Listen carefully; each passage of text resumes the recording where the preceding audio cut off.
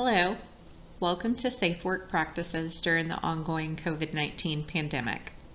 This webinar is brought to you by the Southwest Center for Occupational and Environmental Health, a NIOSH Education and Research Center at UT Health School of Public Health. My name is Michelle McDaniel, and I am the Director of Outreach and Continuing Education for the Center, and also moderating today is Dr. David Dufrate, Associate Professor and Industrial Hygiene Program Director. This web event is part of the Greater Houston Industrial Hygiene Council, which we facilitate, and traditionally is a bi-monthly live in-person meeting of industrial hygiene and safety professionals that discuss emerging issues and best practices in occupational safety and health. In the past, we usually meet on the UT Health campus, but given the precautions taken during the COVID-19 pandemic, we're now moving into an online space, and today have a virtual session with a great lineup of experts.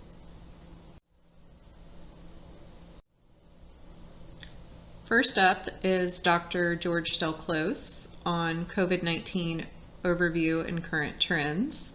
And Dr. Delclose is a professor and deputy director here at our center and medical director of employee health at UT Health. Next, we have Mr. James Shelton on COVID-19 regulatory guidance.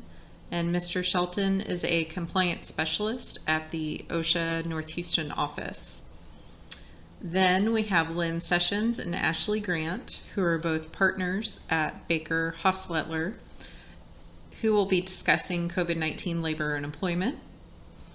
And then is Dr. Christina Mena on SARS-CoV-2, the #1 pandemic driver. And Dr. Mena is Associate Professor and the El Paso Campus Dean for UT Health School of Public Health, El Paso. Lastly, but not least, is Dr. Matthew Noneman on SARS-CoV-2 sampling considerations. And Dr. Noneman is Associate Professor at the University of Iowa College of Public Health.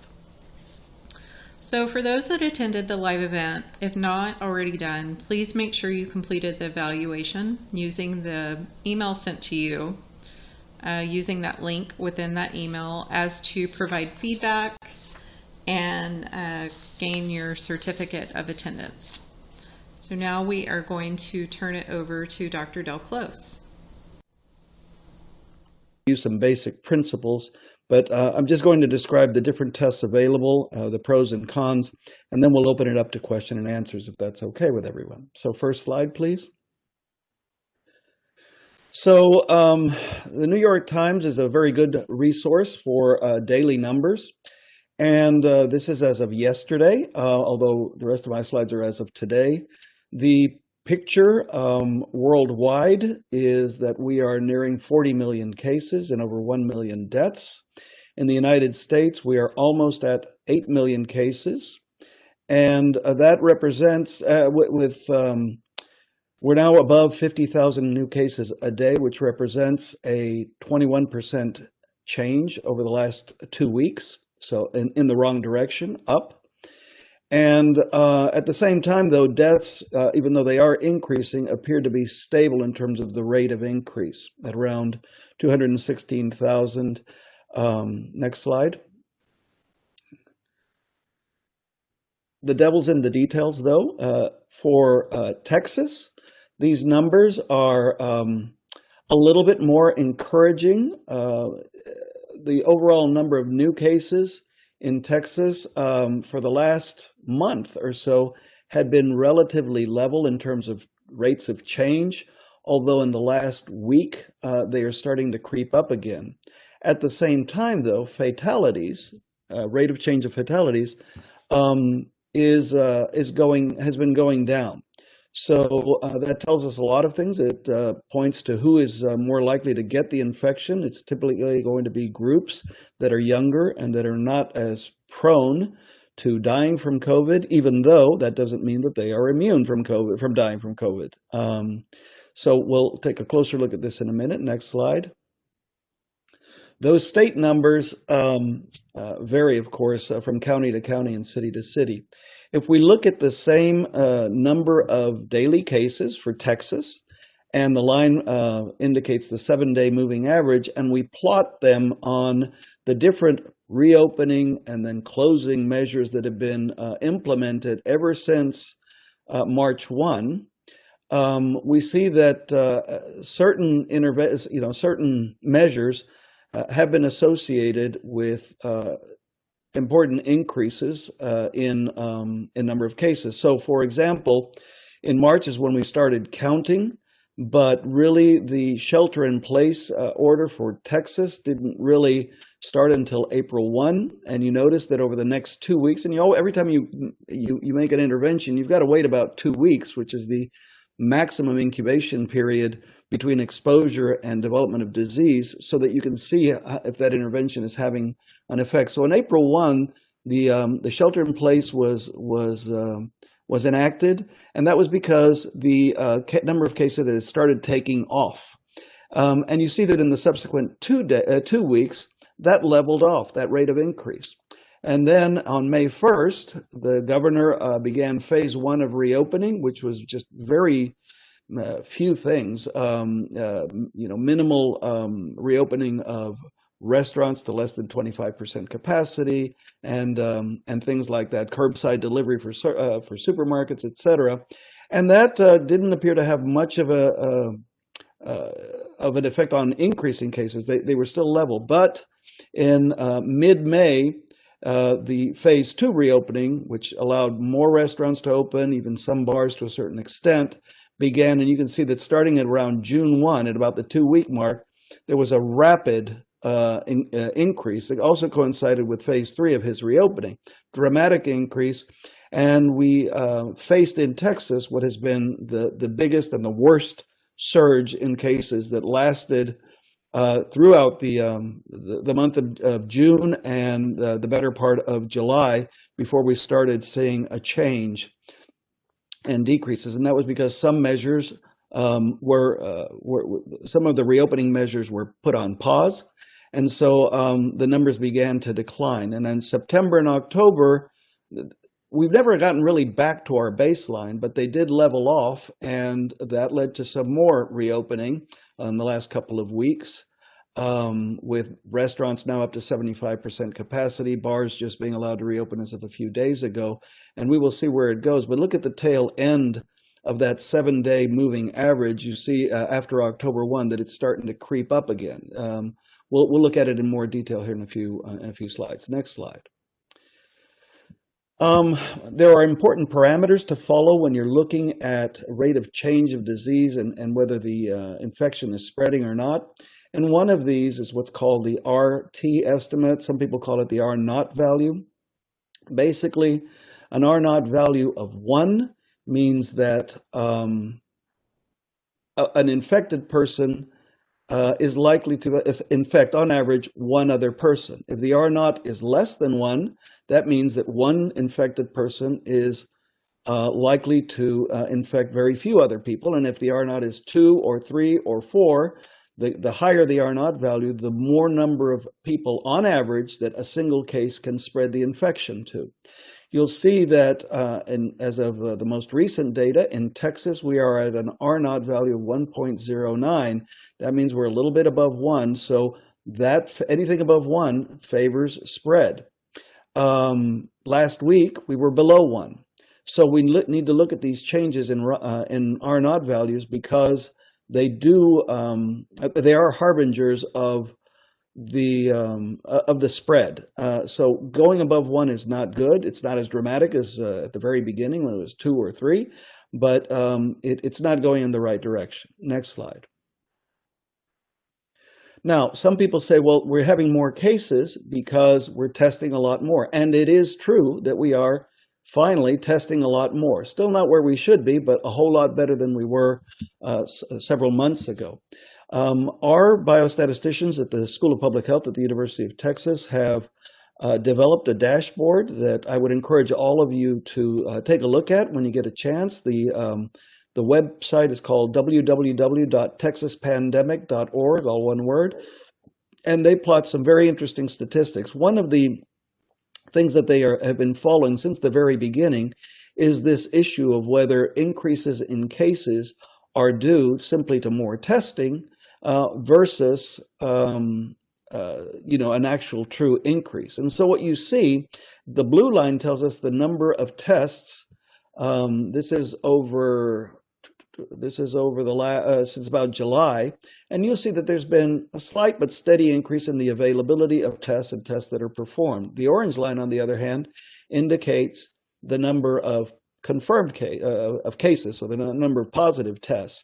And you'll see that at the very beginning and at the end, the lines are almost parallel. Parallel means that a good portion of the increased number of cases is it can be attributed to testing. But when the increase in the slope of the orange line is greater than the slope of the blue line, of the testing line, then that means that your number of positive cases is exceeding the introduction of the number of new tests. And that's not good. Conversely, when it's going in a down direction, that means that we are testing more than actual cases that we are detecting, which is a good place to be. And we were in a pretty good place in around the middle of September, but note that that orange line is starting to creep back up again. The next slide, please. So what I presented now are just simply up until now, are average cases for the state of Texas. But it's always important to remember that there is a lot of variability in cases across the state. As Dave Dufresne said, Texas is a big state, and there is tremendous change county by county in terms of whether rates of cases are increasing or decreasing. One of the measures that we look at is the test positivity rate. That means out of all of the tests that you perform, what percent of those tests are actually positive? And when test positivity is high, that means that you're going in the wrong direction. When test positivity is low, and as a rough rule of thumb, we like to see test positivity rates at or below 5%. Then things are under better control. We'd like to see for it to be 0%, but it does indicate that things are in reasonable good control. So what you see on this map is the tremendous variation there is in test positivity rate. Everything in green are counties that as of yesterday have good test positivity rates, below 5%. What you see in the yellow, slightly orange, means that it's close, it's just barely above 5%, and in red is markedly above 5%. And in some places, the test positivity rate may still be reaching, like, for example, the Lubbock area, et cetera, may be reaching well over 10, 15, or even 20%, which basically tells you there are a lot of cases and we're not testing enough. So, again, overall numbers for Texas is one thing, but then the devil's in the details. You got to get granular and see. And one of the things I do emphasize to everybody is, we hear all of these world statistics and U.S. statistics and Texas statistics, but at the end of the day, for you, what matters most are the rates in your local area. So, we take a look at Harris County and the Greater Houston metropolitan area every day because, as we'll see in a minute, our numbers lately are not too bad. Next slide. And the reason it's important to look at your local numbers is because those local numbers are going to drive the measures that are implemented both by the county health authorities, the city health authorities, and actually a lot of employers can avail themselves of what's going on in their community to make decisions with respect to their own business. So these are the data on test positivity rate for Harris County, and this goes back to several months.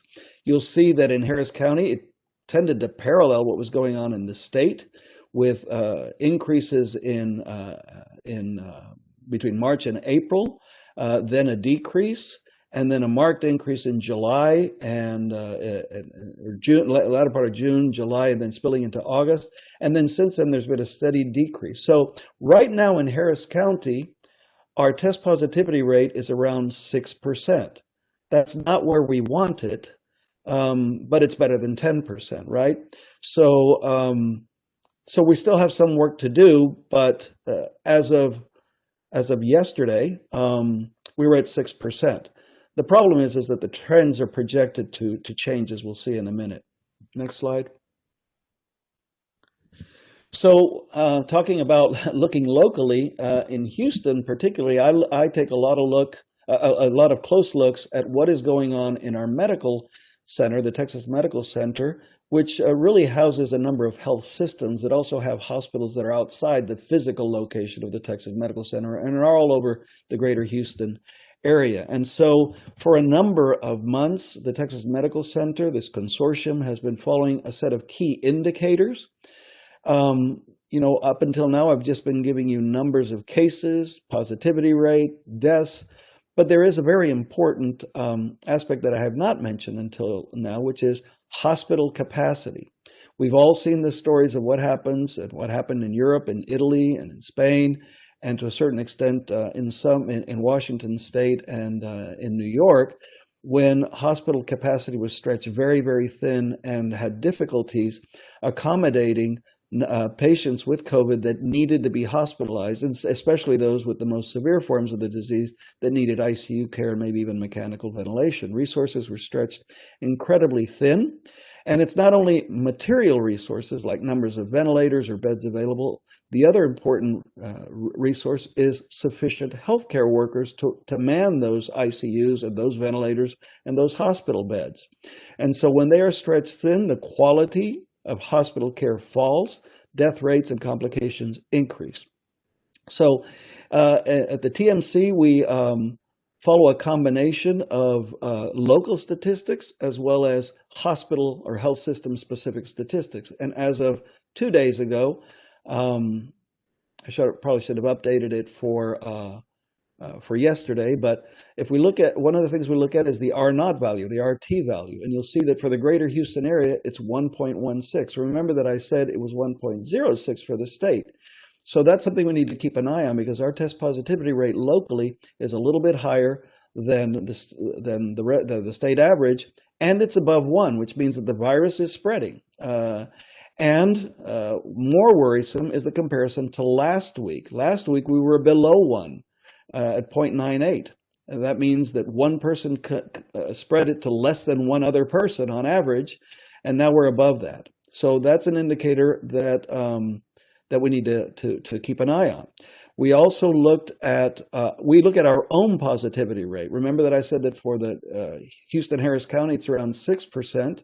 In our hospital systems, it's actually lower than that. It's about 3.8%. That means that even though cases are increasing in the community, our hospitalizations have remained reasonably low over the last few weeks, which is good, because that means we have hospital capacity to confront any surges that appear.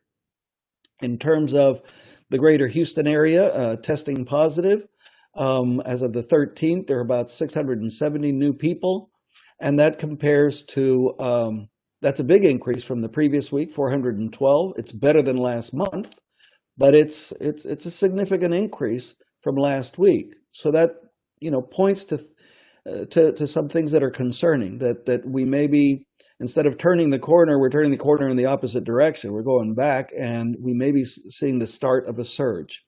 With respect to hospitalizations, even though they are still low, as I said, nonetheless, they are greater than they were last week. So the entire Texas Medical Center on the 13th had admitted that day 102 new cases of COVID, and in the previous week it was only 86. And ICU capacity, though, has remained good. We're at 89% full, and that means all patients, not just COVID patients. What we look at is as an indicator is whether COVID patients are occupying more than 15% of the ICU beds. And as of a couple of days ago, we were at around 13 or so percent. So that's just the base. We're at baseline capacity, which is good. There are several surge plans in place that we have had to activate in the past, especially in July when the surge was huge. And that means that these are measures that hospitals take to increase their availability of ICU beds by converting other beds into ICU beds, by moving things around, by not allowing elective surgeries, which free up surgical beds and beds in the surgical ICU, et cetera. Right now, we're in phase 1, which is business as usual, with plenty of capacity to absorb increases in case of the future, as long as those increases, are not huge and start stretching our resources. With respect, I didn't put it up here, but another very important indicator for health systems is the availability of PPE. We cut it very, very close in April and May. We started implementing a number of measures to conserve PPE, even shattering things like longstanding OSHA norms, like making N95s not single use, or looking for ways to prolong their use, advising the use of surgical masks, which used to be a no-no as respiratory protection. They're really more barrier protection, as you all know. But restricting who gets an N95, et cetera. And those measures really worked. One thing that helped tremendously in the medical center was the availability of disinfection systems for N95s. Again, another no-no, from the past, but we've had to become very innovative. And so one of the things that we did when it was very difficult to buy N95 masks, the hospitals, and hospitals use thousands of N95s every day. So one of the things that we were able to do is to use a vaporized hydrogen peroxide as a disinfection system, a dry disinfection system for N95s. And all of a sudden, that extended the use of an N95 from one use, one person, to 15, and sub-studies have even showed up to 30 times you can reuse the same mask if you disinfect them that way. Well, all of a sudden, if you weren't able to buy new N95s, you just multiplied your availability by a factor of 15 to 20 to 30, simply on the basis of this disinfection technique. So we have measures in place. There's a lot of PPE available now in Texas in general, but especially in the Harris County area. So I think we know how to handle it, and our past experience is also going to model how we are able to face any upcoming challenges. Next slide. So that's the situation now, and I want to spend the next several minutes talking about what's around the corner. Now, there are a number of reasons to, you probably heard the public health authorities, Dr. Anthony Fauci, the CDC director, Dr. Redich, come on television and say that they are very concerned about November and December, that we may be seeing a huge surge in the number of cases nationwide. There are reasons for this. One of them is the number of activities that can be performed outdoors is going to increase, especially in those states that have real winters with real cold temperatures, including parts of Texas, North Texas and West Texas. Also, schools have reopened, and even though they're keeping a close eye on schools, you all have seen the cases of schools that have opened in person and then shortly thereafter have to close because as soon as they open, a whole host of cases appear.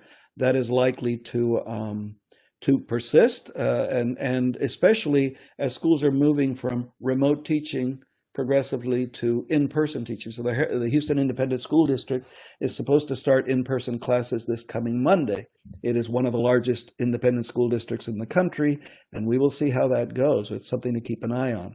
Other reasons to expect a surge is that typically in the winter, the late fall to winter months, any year, that's also known as respiratory infection season. So colds, common colds increase, the flu is coming, and that's a concern as well, because if you're adding flu and COVID and common respiratory infections, then you're adding to the burden. So let's see what's around the corner in terms of the data we have today. Next slide. So worldwide, you see in red the peak I've already shown you a couple of times in the US. People talk about a first, a second, and a third wave. I personally think we are still in the first wave because we never really got back to baseline in any of these. But it doesn't really matter what you call them. You see that we have had two peaks so far, and the rates are increasing in the US again. Now, we had been looking to Europe as a model of how to control the virus. They had implemented some very strict lockdowns in some countries and I wouldn't quite say draconian measures as they did in China, but much stricter than in the U.S. and making them mandatory, etc. And that worked for a while, but look at what's happened since about the beginning of August.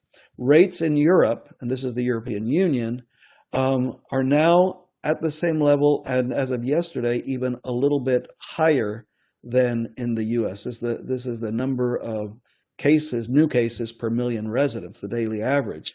So a lot of the European countries are now going back and implementing, pausing all of their reopenings and implementing lockdowns again and curfews at night and things like that. France just implemented a 4-week curfew at night for all of its citizens. On the other hand, we have other countries like Canada, who's also starting to see a surge, although at a much lower level than us. But countries like Australia have managed to do a pretty good job the whole time. They were very strict at implementing lockdowns and other measures, and they will lock down entire cities if the cases start rearing their head in a particular hotspot area. But they've got their situation under control. Now we have to remember they're in the southern hemisphere, so it's their summer, their spring right now, and that is ongoing, and so their respiratory infection season has not hit yet. Even though COVID doesn't appear to have a seasonal pattern, Australia, like other countries, would be expected to have increases in respiratory infections as in their fall and winter months, which have already passed. And we can learn from that experience. Next slide. So this is the situation worldwide. If we look at the New York Times today, we see, as I was saying, that we may be climbing toward a third peak, and this is by looking at the number of daily cases in the U.S.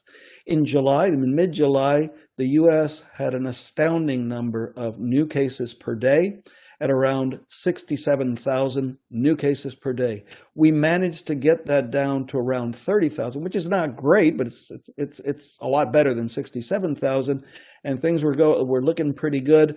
But over the last 2 weeks, they've started to creep up again. And just 2 days ago, the number of new cases was back up to 52,000. So this is worrisome. Next slide.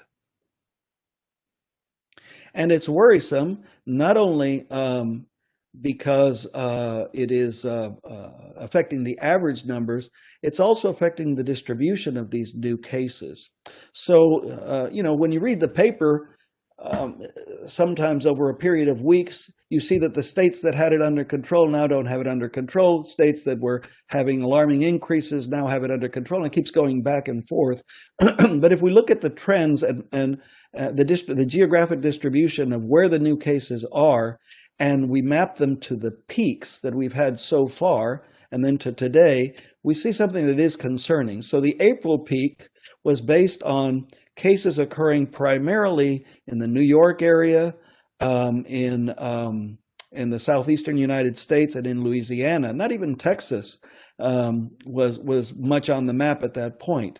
When we hit the mid-July peak, the distribution was still predominantly on the East Coast, and now the Gulf Coast area, including Texas. But it was also spreading to a lesser degree in the western states. And now look at just as of October 13th, still heavily based on the east and southern coast, but now it's the entire Midwest. And so these are the trends. And this is what is worrisome. Next slide. And in Texas, if we look at our colleagues here at the UT School of Public Health's dashboard, the Texas Pandemic Dashboard, they've been using the data to predict where things are likely headed over the next 2-week period or so. And you see that as of yesterday, they predicted that over the next couple of weeks, we're going to start seeing increases in cases in Texas as well. Their band of confidence, the gray area is wide, but the average line predicted line is going up again. Next slide. So I talked about some of the reasons for that we need to be concerned that we may be on the verge of another surge.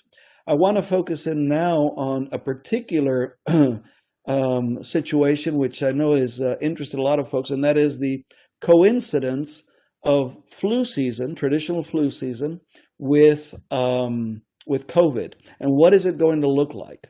So currently, here's what we know. Next slide. Okay, so we need to go over some basic principles. So how contagious is the virus, the COVID? And I've talked to you about the RT or R naught value, and that number is based on how many people a single infected person can in turn infect. So we need to compare flu and COVID. The flu on average has a reproduction number of around 1.3. That means every person with the flu can spread it to a little more than one person. Next slide. Measles, in comparison, which is a highly contagious disease, if you are around measles, your chance, and you've never had it before, your chances of acquiring measles are huge if you're around a person that is actively infected with measles. So its R naught value is 18. In 2009, we had the flu pandemic of 2009, and the R naught value was a little bit higher than the regular flu, 1.5. So COVID, if you don't do anything, if you don't implement any type of protective measures, no social distancing, no masking, no community measures, that virus by itself has an R naught value of around 2 to 2.3. That's unprotected. That means every person with COVID, infected with COVID, can spread it to more than 2 other people. However, if you implement the various measures that we hear constantly, universal masking, physical distancing, avoiding large crowds, and washing your hands and practicing good disinfection practices, we can reduce that R naught to the values that I showed you before, even to below 1. So that's what the goal is. But when they are uncontrolled, if you have flu with an R naught of 1.3 and COVID with an average of 2.3, the two of them may act synergistically unless protective measures are implemented. Next slide. So a little bit about the flu. The flu is, in contrast to what we're seeing with COVID, the flu is a seasonal virus. We all know that we start getting our flu shots in September, and that the flu starts hitting our area typically in, can we go back, please, to the previous slide? Yeah. So it typically starts hitting our area in November, and then increases November, December, January, and then around February, sometime towards the end, it starts decreasing, and then we wait for another season. What we have on this graph is the last several years of flu season. Previous slide, please. The last previous several years worth of flu cases, and you know that they map nicely one on top of another. This is a clear-cut seasonal pattern. So it begs the question, if we are now entering the flu season, what might that pose? I mean, remember that we do know that that the flu has its own mortality. It does affect the extremes of age. People who are old or very young children under the age of 2 years are more susceptible to having complications for the flu, and their mortality rates are high there as well. So let's look at the data. And there are pros and cons to this. Next slide. So there's good news and bad news. One is that if we do face a combined wave of both the flu and the COVID virus hitting the U.S. during what I think can be safely called the worst public health crisis of our time, and if that is coupled with lax safety precautions, we may be in for trouble. Both of these viruses can cause complications and death. It is true that some people are more susceptible to those complications and have a higher risk of death. With COVID, it is especially the elderly and people with pre-existing chronic diseases such as lung and heart disease or diabetes. For flu, it is typically the elderly, also people with underlying comorbidities, and the very, very young. In contrast, COVID, the very, very young, the mortality rate's very low. There are cases, and a lot of these cases have been described in China, of co-infection occurring. That means people who have at the same time both active COVID infection and active flu. We think this is unusual, but it has been well described, so that's a bad thing. And again, those vulnerable to either of the two infections stand to be affected most severely. Next slide.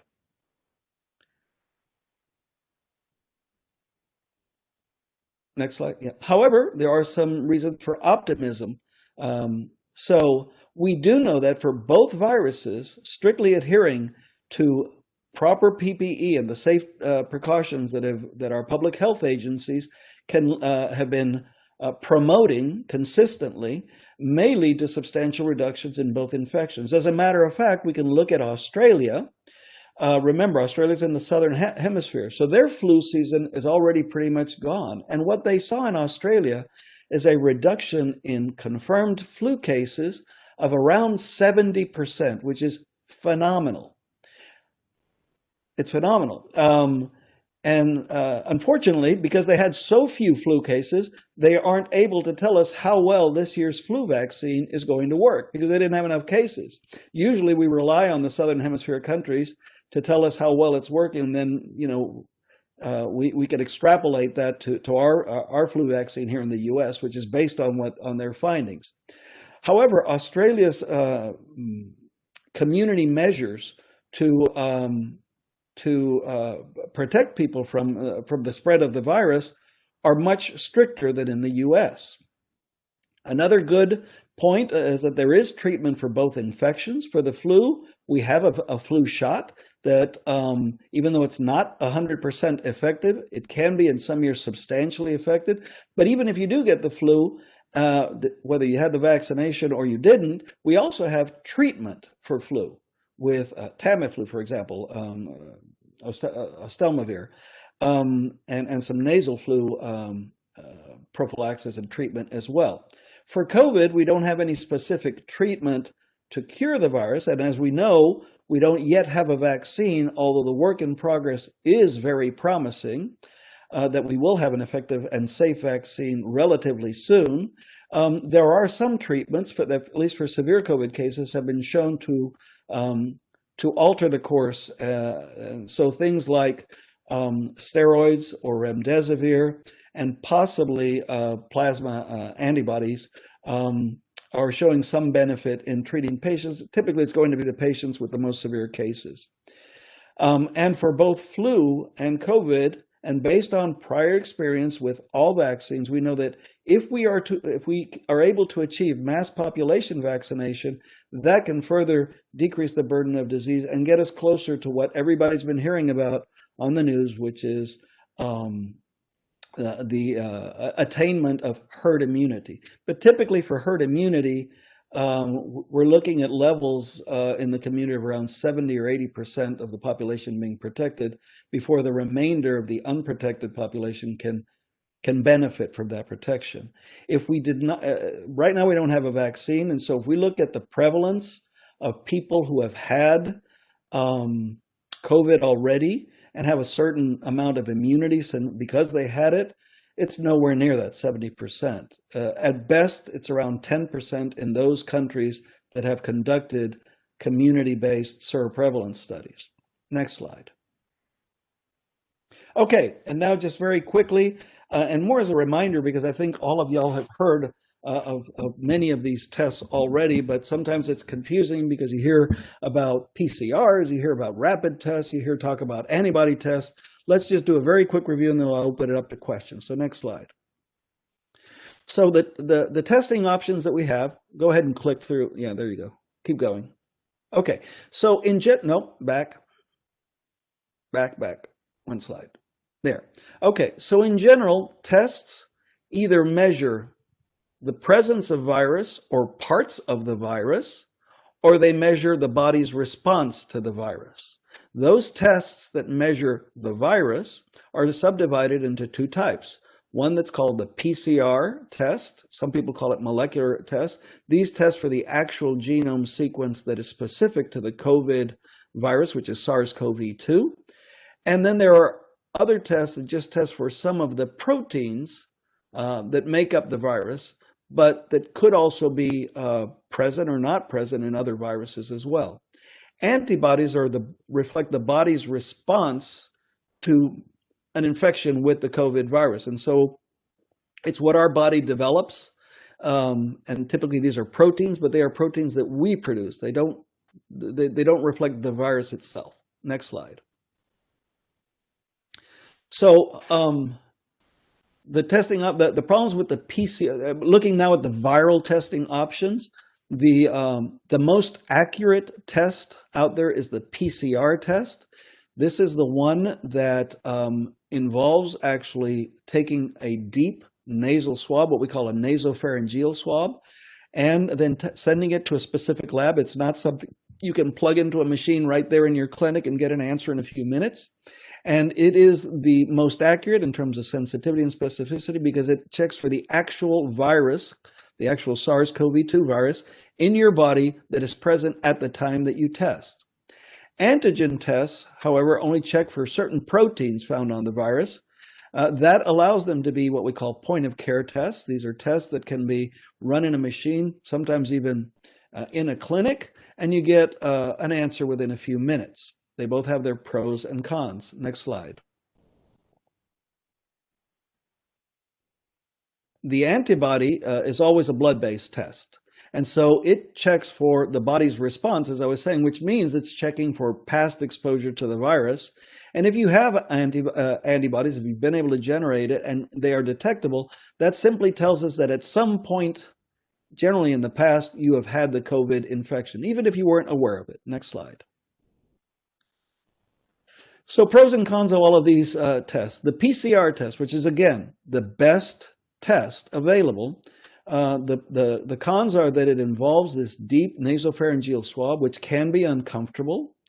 In some cases, especially when they are performed through commercial labs in clinics, so the clinic gets the swab and sends it off to a national commercial lab, it may take several days to get back. And we have had several instances of problems with some of the better known national labs around the country because they were overwhelmed with the volume of tests that were submitted, where I remember in March having to wait in a few cases up to 2 weeks. Well, obviously, getting your result 2 weeks later is totally useless, both from a contact tracing standpoint, both from a treatment standpoint. It's just more or less anecdotal.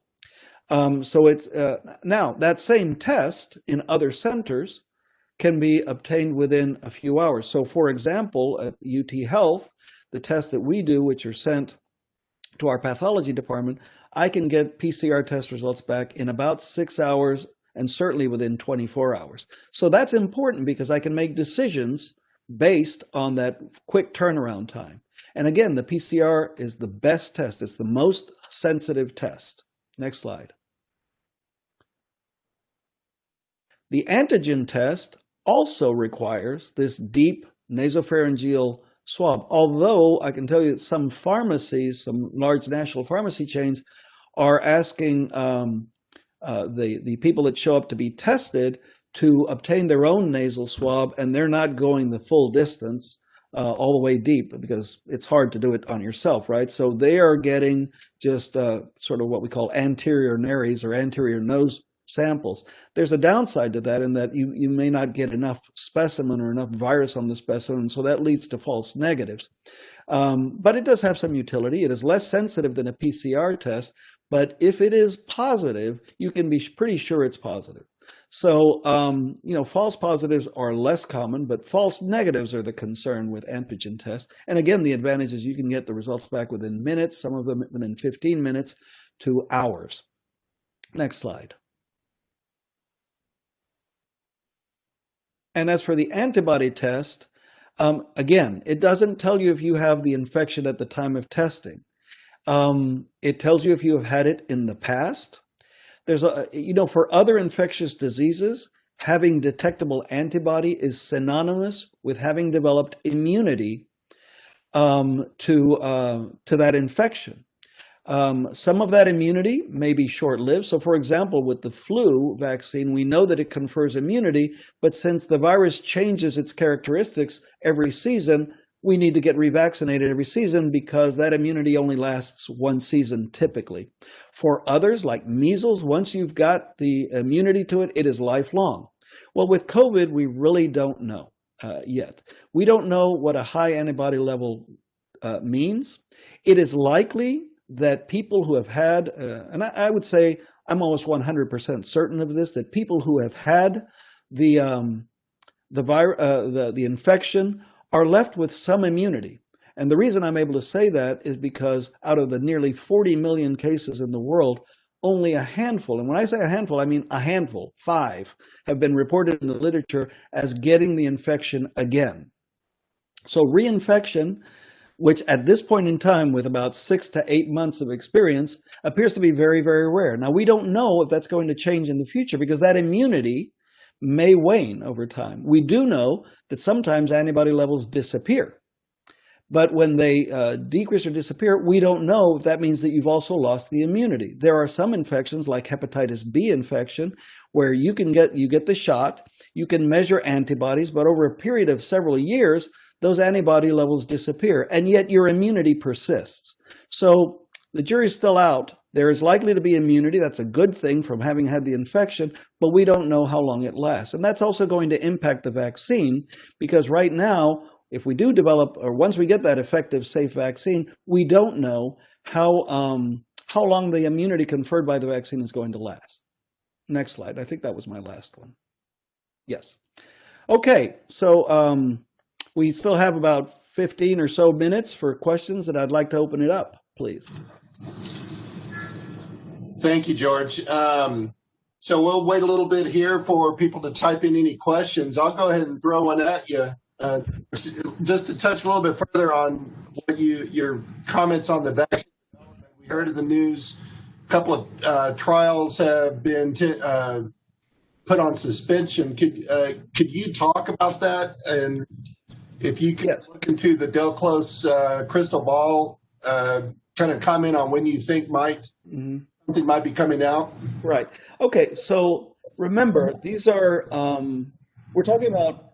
So when you test a vaccine, there are different phases of research, right? We have a phase 1 in which a very small number of healthy human volunteers are tested. Then a phase 2 and a larger number of healthy people predominantly are tested and compared to people who don't get it to see if it was safe and effective. And then phase 3 clinical trials, which are the ones that we are interested in, are the very large scale trials where thousands, if not tens of thousands of people are tested with the vaccine and others are not tested. And we wait to see if A, it's effective as compared to people who don't get the vaccine, and B, whether it is safe. In a phase 3 clinical trial, the methods that are followed are very, very strict. Because the jury is still out on how safe the vaccine is, pretty much any unexplained illness that arises in a participant in the study may cause that study to be put on pause. That's the way it's supposed to work. It's over an abundance of caution. They stop the trial, they examine that person and see if what they have could be explained or attributed to the vaccine or not. Remember that when they stop the trial, they typically don't know yet if that person was one of the ones who received the vaccine and one who didn't.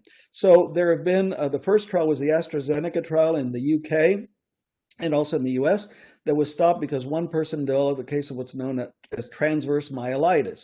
After they looked at everything, they decided in the UK that it was not connected to the vaccine, and they resumed that trial in the UK. But in the US, it has not restarted yet. They're still putting it on hold. Similarly, the Lilly trial of the monoclonal antibody was just put on hold a couple of days because somebody developed an unexplained illness, and all we know right now is that it is an unexplained illness. But that's the way it's supposed to work, because you don't want to, because we don't know about the safety profile completely, you stop it at any point when there's something that you can't explain. Now, that doesn't mean that if a person gets a cold, who's a participant in the study, that they're going to stop every study every time somebody gets a cold. But if there's something that is not clear or unexplained, they'll stop it. That's the way it's supposed to work. As for predictions, I do think we're going to have some answers by the end of this year in terms of availability of the vaccine for the community. I think that's going to lag several months.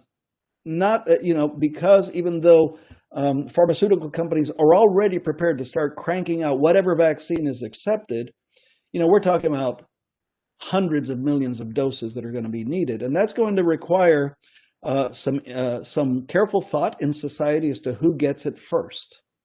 Do we vaccinate people in nursing homes first? Do we vaccinate healthcare workers who are there every day dealing with these patients? So there's going to be the National Academy of Sciences has come out with a framework for prioritizing vaccine, and it's a very interesting read. They've approached it in a different manner than they typically approach studies. Typically, National Academy studies and similar organizations, they'll go with the science first, and then they'll let the science drive, and then they'll bring in ethics and things like that. This group actually started the other way around. Their framework starts with ethical questions and ways to achieve equity, and then they brought in the science, and they develop a series. They're proposing a series of phases between who should get it first, all the way down to the phase where the entire community is able to get it. I do think that sometime around the middle of 2021, hopefully we will have gotten to the point where community availability of the vaccine is really starting to crank up. Great, thanks. We have a question from Rita D'Angelo, and she asks, what is the false negative rate on the antigen rapid test? And then we have some follow-up questions on age distribution after that. Right. So the false negative rate there are a whole bunch of antigen tests out there, but for the one that I'm familiar with, which uses the Sophia machine, it's around, so the sensitivity is 88%. So that tells you the false negative is going to be around 10 to 15%. But I'm glad you asked that question, because sensitivity and specificity are indicators of the effectiveness of a test, of the functioning of a test, when it is used under ideal conditions. There are a number of other factors that have nothing to do with the test and how good it is itself that are independent of that. And so things like, if you don't collect the specimen correctly, if you don't get enough stuff on the specimen, if you don't transport that specimen correctly, if it sits around in the lab before it's analyzed, all of these factors also influence the false negative and false positive rate, even though they're not the intrinsic characteristics of the test itself. We have a question from a friend over in Denmark. Denmark is now seeing a increase in cases, and they ask if you have any age analysis, and they say in Denmark we have many more younger people testing positive than during the first wave. Yes, and so I do have those data. I can't show them to you today, but one of the things that we noticed was, remember what I said at the very beginning, the cases are going up in Texas, but hospitalizations and death rate are going down, and our death rate has been very, very low. That is attributable to two things. I think we've learned a lot more from the standpoint of medical care. We now have protocols that we treat with, when at the beginning in March and April we were sort of shooting in the dark. But I also think it's because the elderly population is doing an excellent job of following safety precautions. They are isolating themselves, and that is working. So they have a very low incidence of disease, and they should, because if they get the disease, as you correctly note, once you are 65 or 70 or older, your chances of death skyrocket. At the same time, so then that begs the question, well then, if they're not getting the cases, who is? And so what we saw, at least in Texas, and I would say in the U.S. in general, and we are seeing this at least in Spain, because I'm more familiar with the data from Spain, the surges in June and July in the U.S. and in Texas were largely driven by 20 and 30-year-olds. And and we are still seeing that now. As a result of a lot of things, reopening in the U.S., there were several holidays in the summer, in addition to it just being the summer. The relaxation of restrictions on restaurants and bars that are largely attended by people in their 20s and 30s, especially bars, large gatherings and parties in college campuses as schools and universities reopen. All of those are driving that age distribution. And I expect that as the elementary and middle schools reopen, that age distribution may continue. It'll stay high in the 20 and 30-year-old, but it'll also start shifting downward towards the middle school and primary school age children. Okay, I've got a couple more questions that were entered. Just to kind of follow up on the distribution, and then Justin, I'll go to your question next. Daisha asked, the distribution was low in April, and could that be due to the availability of testing and also the increase in distribution that can be related to controls in the state, some being more open than others? So yes, I mean, yes to both parts of that question. So in March and April, if y'all remember, it was, the complaints were constant that there was not enough testing going on. We had a lot of trouble. Just to give you an idea of how bad it was, in March and April, through our employee health clinic, we initially were restricted to 15 tests a day. That's 15. And then it increased to 25. And then it increased to 75 per day. And now we have unlimited number of tests. So certainly the availability of tests may have, and probably did, result in an undercounting of cases in March and April.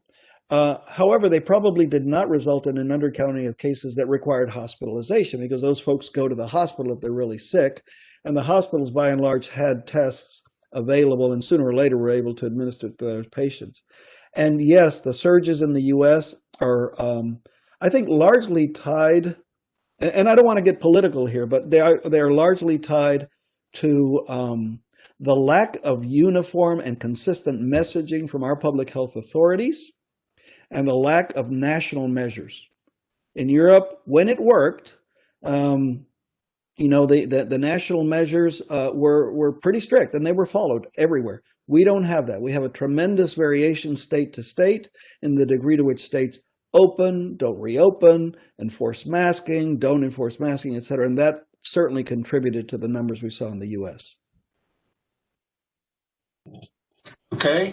And another question from Justin. If you are in close contact with a confirmed positive case, when should you get a test to have the least chance for a false negative? So that's a great question, Justin. And so if you've been exposed, if you have a confirmed exposure and you're not feeling any symptoms, then the earliest you should test is at day 5 from that last exposure. And the reason for that is because it takes a few days for the virus to start replicating in your body and reaching a sufficient level to where it's detectable. At 5 days, that represents the median. That means 50% of people who have the infection will turn positive. And it peaks at around day 8. So that window between day 5 and 8, if you are asymptomatic, is the ideal period to test. If you test after day 10, then the problem becomes a different one. You may have already gotten over your infection, and yet you still remain positive, but you're no longer contagious, so it's less useful. However, if at any point after an exposure you develop symptoms, even if it's on day 3 instead of 5, you get tested when you develop symptoms.